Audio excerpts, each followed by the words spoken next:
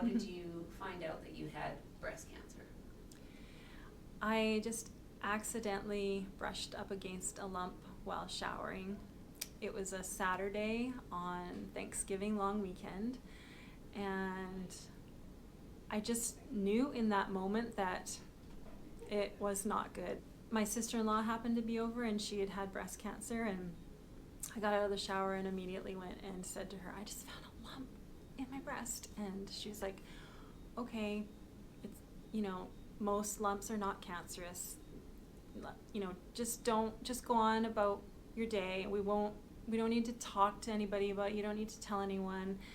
We just had a moment in the kitchen, just the two of us. I was like, yeah, I don't want to worry anyone, it's probably nothing.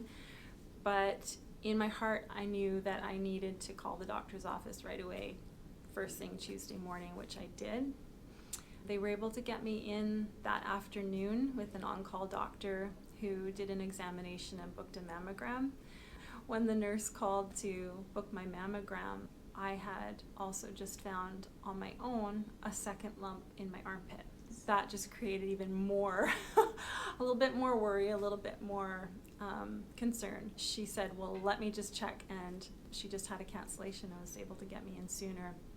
Went for my mammogram, and they shuffled me over to have an ultrasound and then a biopsy right away.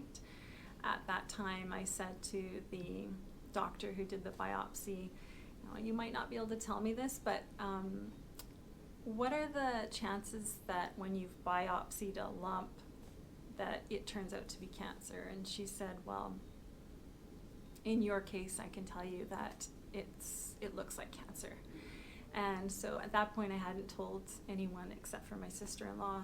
Now I had an incision, and I went home with an ice pack and told my husband. It was shocking because for me, I had no reason to be doing self-checks or worry about having breast cancer. I didn't fit any of the criteria. How me? I grew up on a hobby farm. We raised our own animals, grew our own vegetables. We had our own fruit trees.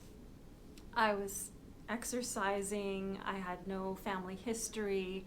I don't even drink alcohol except for on special occasions, and I might have a quarter of a glass of wine. That's it. So non-smoker, none of the criteria, but yet here I was. It was happening to me.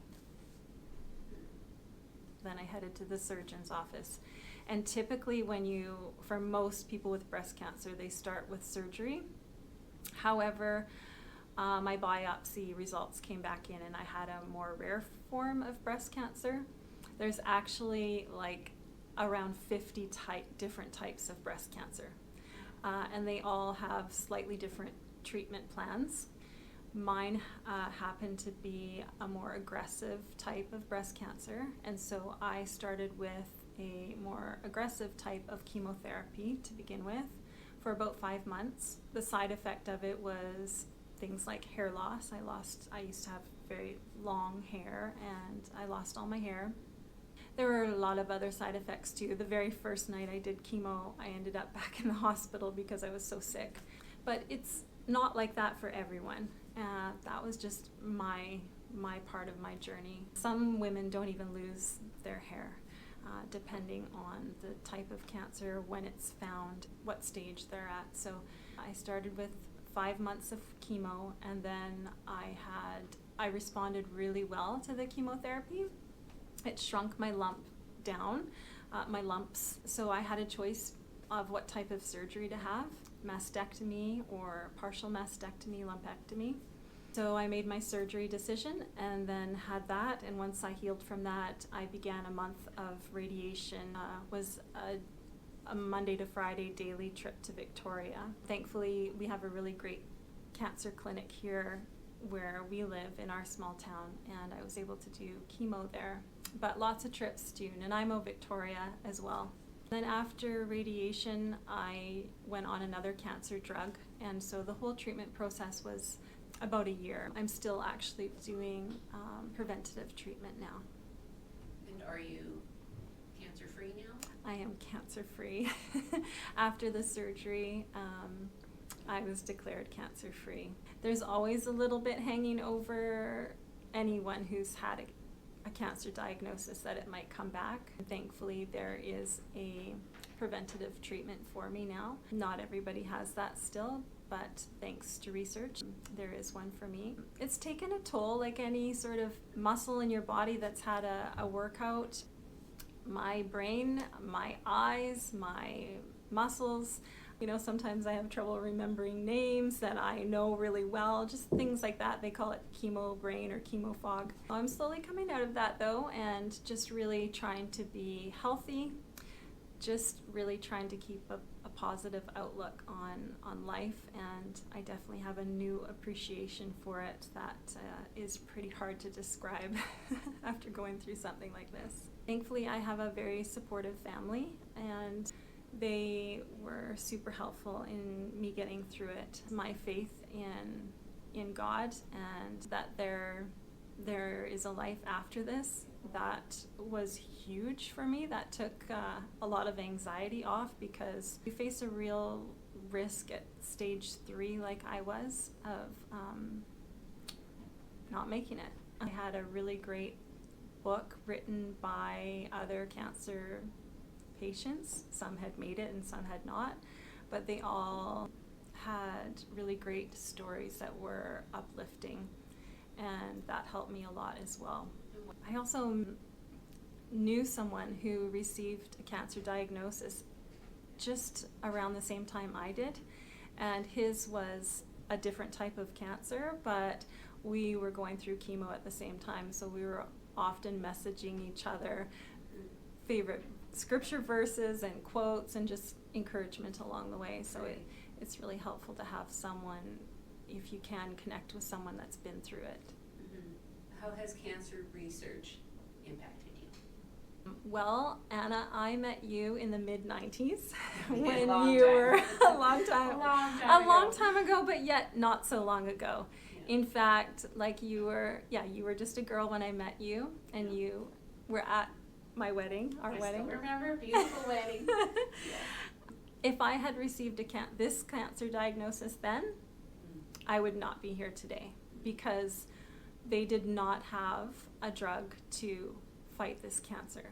It was a death sentence. So in that short time, I now have survived it.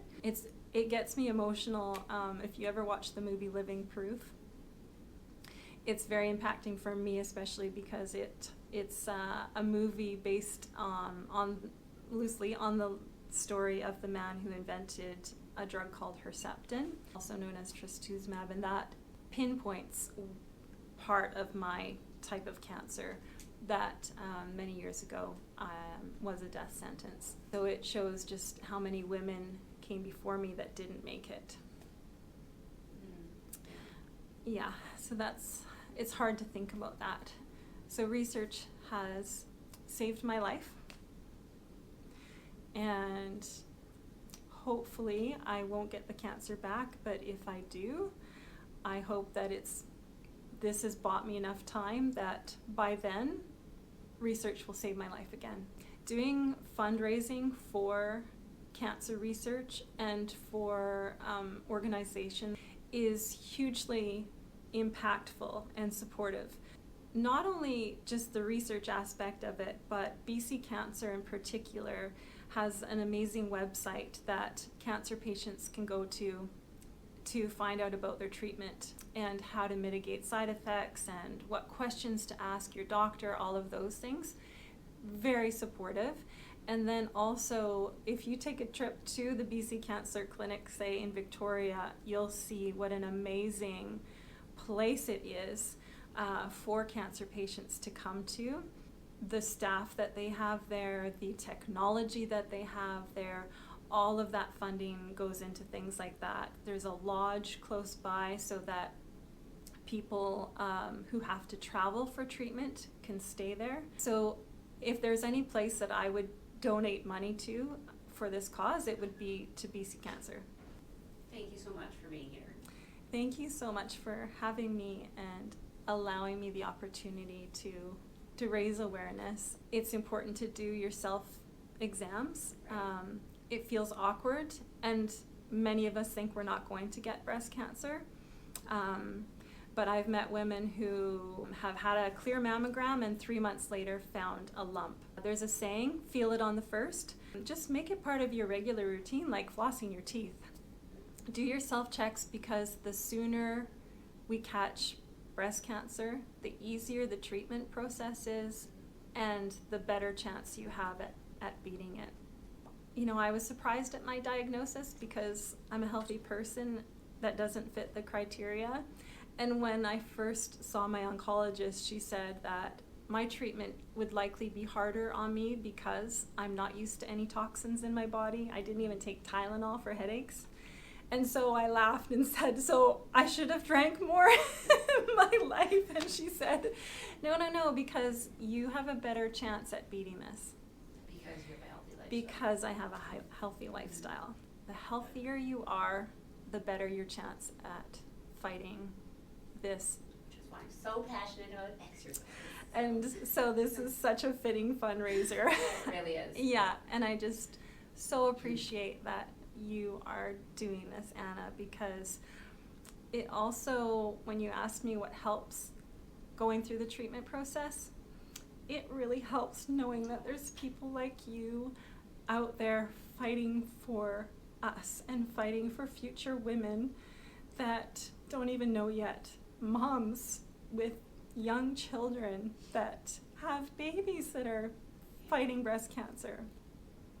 So it means a lot. It means a lot if you can help if people can help in any way. But in particular, what you're doing is really great to show that you're staying healthy and that you're helping raise awareness and funds for this.